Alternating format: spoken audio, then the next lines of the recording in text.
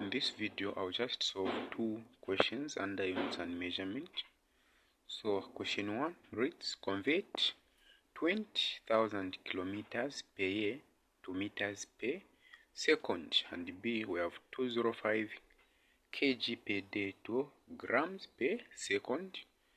Then we have question 2 there, 1 gallon of paint, volume 3.78 times 10 to the power negative 3 cubic meters, covers an area of 25 square meters.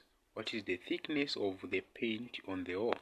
Okay, so let's start with question 1. So right, question 1. So we are converting 20,000 kilometers per year. So see, 20,000 kilometers per year. So I'll just say over 1 year like that, to meters per second. So the aim should be converting kilometers to meters and years to seconds. Of course, we use the chain link conversion. So we'll say multiply by. So the aim here is to get rid of kilometer first. So I'll say over kilometer. Then kilometers can be converted direct to meters. Meter. Then what's the relationship between kilometers and meters? You know that if we have 1 kilometer, will give us 1,000 meters like that. Okay. Then multiply by. So this means that kilometer and kilometer disappear. So on top we have converted from kilometer to meters. Then let's continue. We convert years to seconds. So we know that we can first convert years to days first. So we'll say year on top, year, so that year and year can cancel. Then down there, let's use day, like that, so that we can convert from years to days.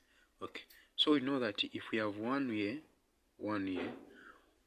so 1 year give us 365.25 days, or if you want just 365 days, otherwise 365.25 days give us 1 year, so that year and year will cancel. This means that we have just converted from years to days. And from days, we know that we can go to hours. So say multiply by. So I want day to cancel, meaning on top I'll use what? Day. Then down there I'll use hours, so that I'll convert from days to hours. Day and day will cancel. Now what's the relationship between days and hours? We know that if we have 1 day, then you actually have 24 hours like that. Okay, then we continue until we reach seconds. So day and day will cancel. Okay, then from hours we can convert now to minutes. So we know that hour on top, then minutes down there. So if we have 1 hour, we actually have what? 60 minutes. So meaning hour and hour will cancel. Then multiply by. We continue. So 1 minutes to cancel now. So say minutes on top, then over what? Second like that. So that minute and minute can cancel. So if we have 1 minute, 1 minute. 1 minute give us 60 seconds. So that minute and minute can cancel, remain with seconds.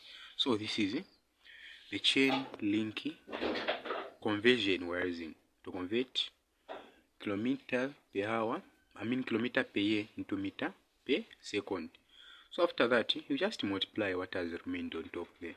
So we have remained with what? That's 20,000. 20,000 multiplied by what? That's 1,000. 1,000. What else? That's all. So 1,000 meters. Everything over. So that's just 1. We have 365.25. So 365.25, which will multiply by. So multiply by what? 24 by 60 by 60. So multiply by 24. Multiply by 60 and another 60. Then seconds. Okay, so this is equal to, so okay, we just say 20. Okay, so we just punch everything there. Then, so I'm dividing by 365.25 multiplied by 24 multiplied by 60 multiplied by another 60. What am I getting?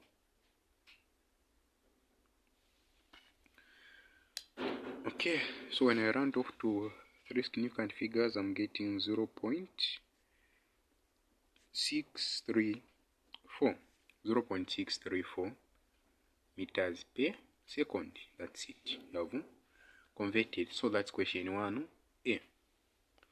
Then for B we are converting 205. So it's actually 205 kg per day to grams per second. Okay, so we have 205 kg per day should be converted to gram per second.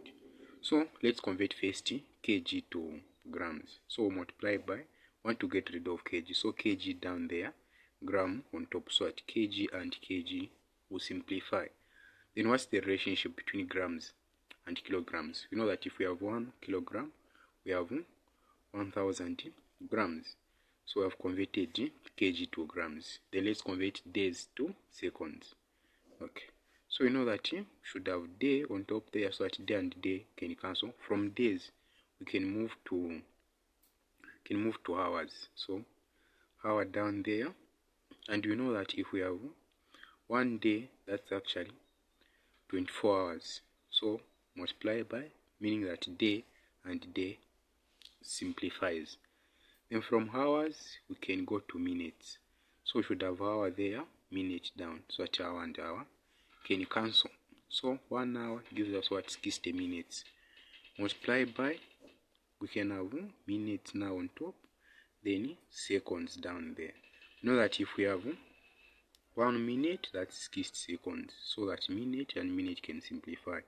Hour and hour can simplify. Then we just multiply what has remained. So on top we have remained with that's 205 multiplied by 205 multiplied by what? That's 1000. 205 multiplied by 1000. Okay, and this is in grams over, down there we remained with what? 24 by 60 by 60. So it's 24 multiplied by 60 multiplied by another 60, and the answer should be in what? It's seconds. So this will be equal to, let me just punch everything I've remained with. So it's, so I'll just punch everything now. Just punch everything. Okay, so I'm dividing by what? That's 24 by 60. So I'm getting 2.37 correct to 3 significant figures. 2.37, that's grams per second. That's it. Okay, so let's move on to question 2. So for question 2, if we check, we have been given 1 gallon of paint, that's the volume, 3.78 times 10 to the power negative 3 cubic meters, covers an area of 25 square meters. Then what is the thickness of the paint on the wall? So if you check, we have been given volume and area, and you know that the formula for volume is simply base area multiplied by height.